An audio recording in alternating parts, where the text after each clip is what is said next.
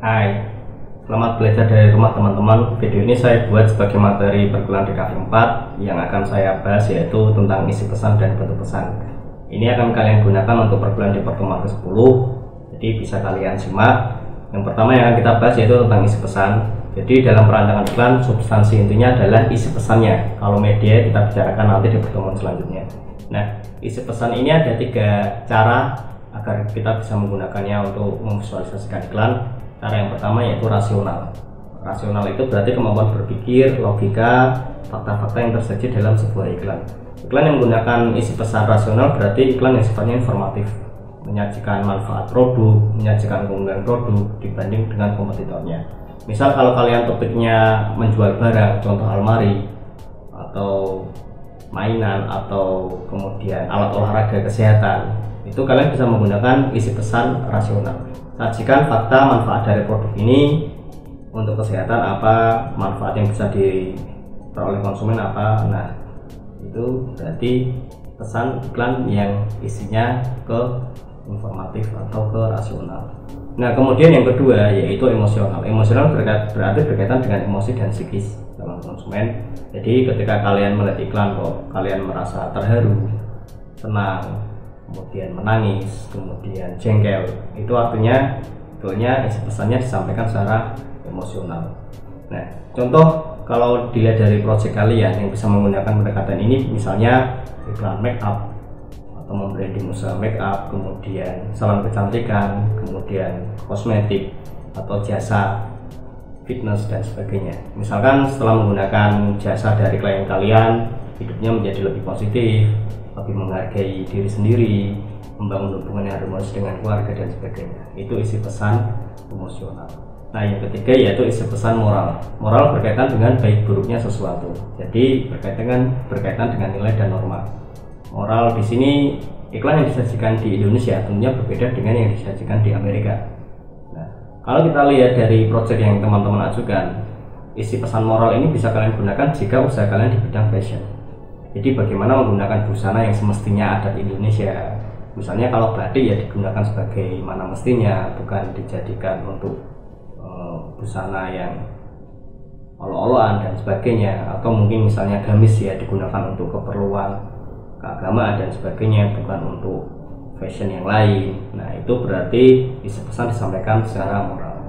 Nah, selain bicara tentang isi pesan, kita juga akan membicarakan tentang bentuk pesan. Bentuk pesan ini bisa kita breakdown menjadi 2, teman-teman. Yang pertama yaitu what to say.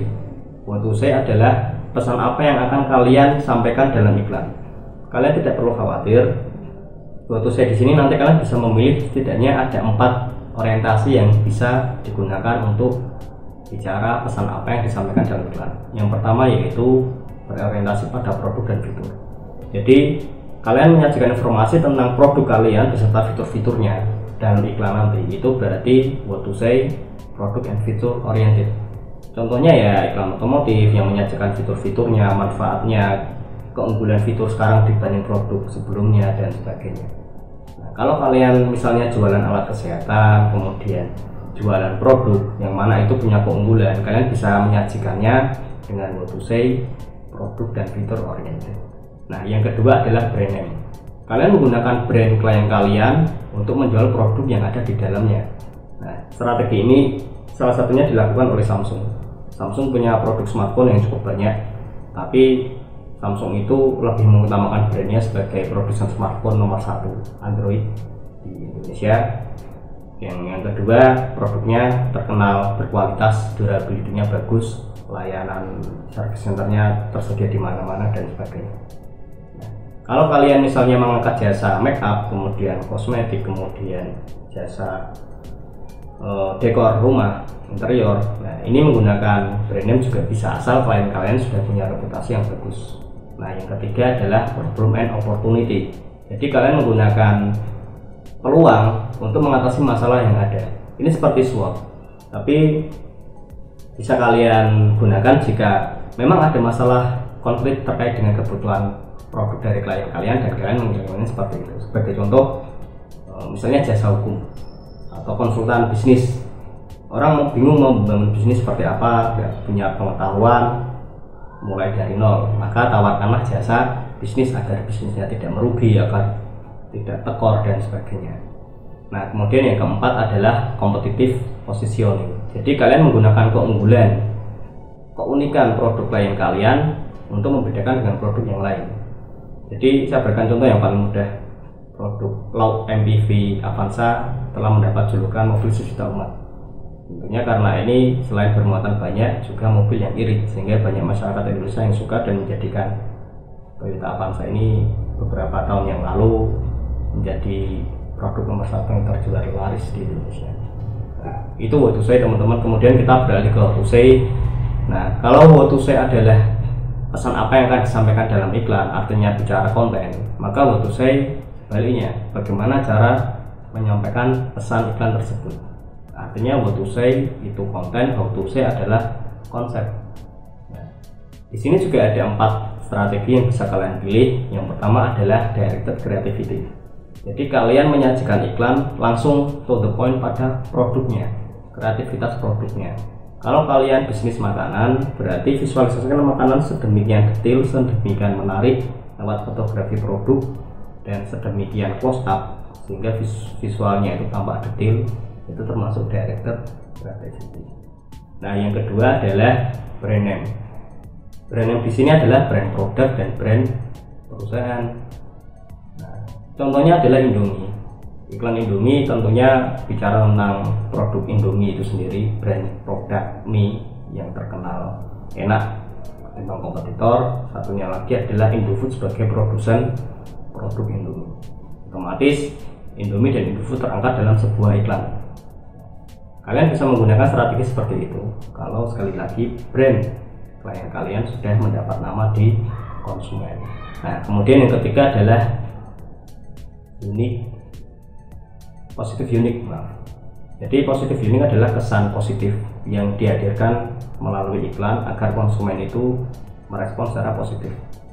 Misalkan seperti ini, jasa olahraga, jasa kecantikan, tentunya berikan kesan positif. Setelah make up di tempat A, ya hasilnya bisa memuaskan, wajahnya putih, hubungan rumah tangga semakin harmonis dan sebagainya.